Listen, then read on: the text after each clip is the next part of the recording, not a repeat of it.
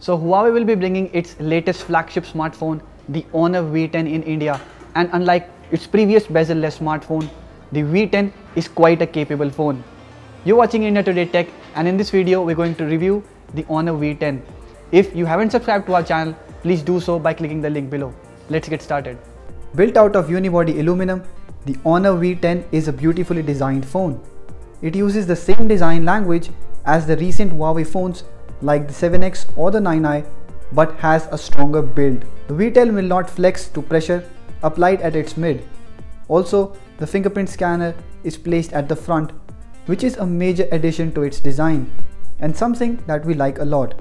Even OnePlus had to shift its fingerprint scanner at the back on the OnePlus 5T owing to a thin bezel. The only odd thing about the design of the Honor V10 is the dual cameras that pop out sharply at the back. Otherwise, the Honor V10 looks good. The front is sparkling and reflective while the back has a matte finish.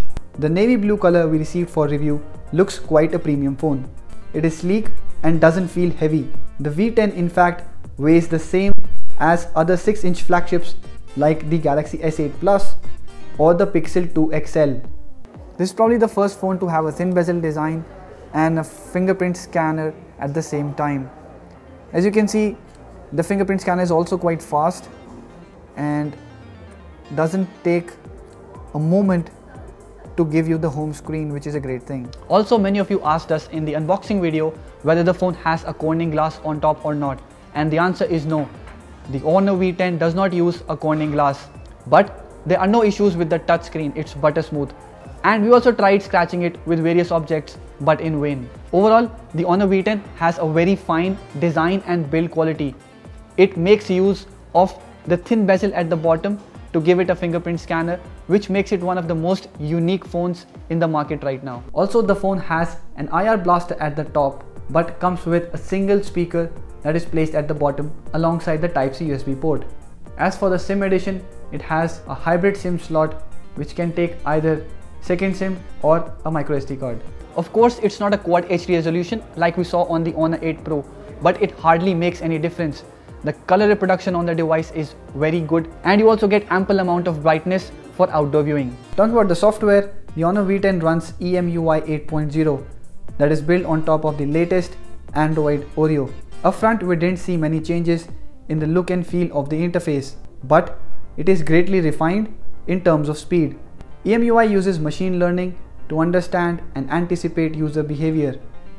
It allocates resources to those apps you use the most to make sure that the phone runs smoothly even after months of use. Now that is what you call improvement. Despite having a lot of bloatware, the phone flies. We didn't see any lag or stutter on the phone, and in fact it works very fast. It works as fast as the stock Android interface, which is quite surprising. Switching between the apps is also fast. The RAM management on the phone is efficient, and even when a lot of apps are running in the background, a minimized app is not killed. Next, the face recognition has been used to hide notifications. That is, when the phone screen is lit up, it will not show the content of notifications unless the phone sees you, which is kind of cool. But having said that, there are still third-party apps and apps from Honor that bloat the interface. You can remove some of them, but still, for a person switching from a phone that runs stock interface to the Honor V10, it comes across as confusing. The good part is that with Oreo, Honor has grouped certain features together so that they don't spill around over the interface. The performance hardware on the phone includes a Kirin 970 chip paired to 6GB of RAM and 128GB of storage. The chip has a dedicated unit to process AI-based commands that help accelerate the software.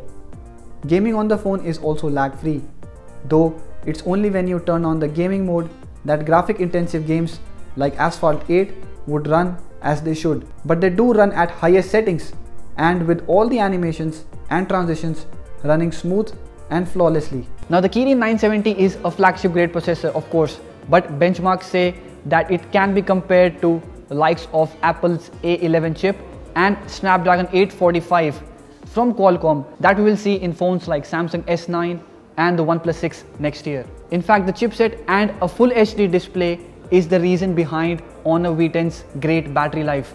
Despite having a 6-inch screen and such a thin design, the phone has great battery life to offer. Even with extensive usage, the phone gave me full day of backup, which is great. Now let's talk about the cameras.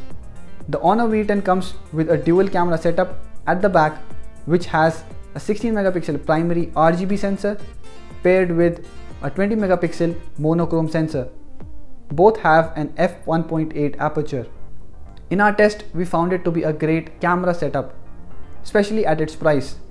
It has a lot of features, but the image quality is what makes it great.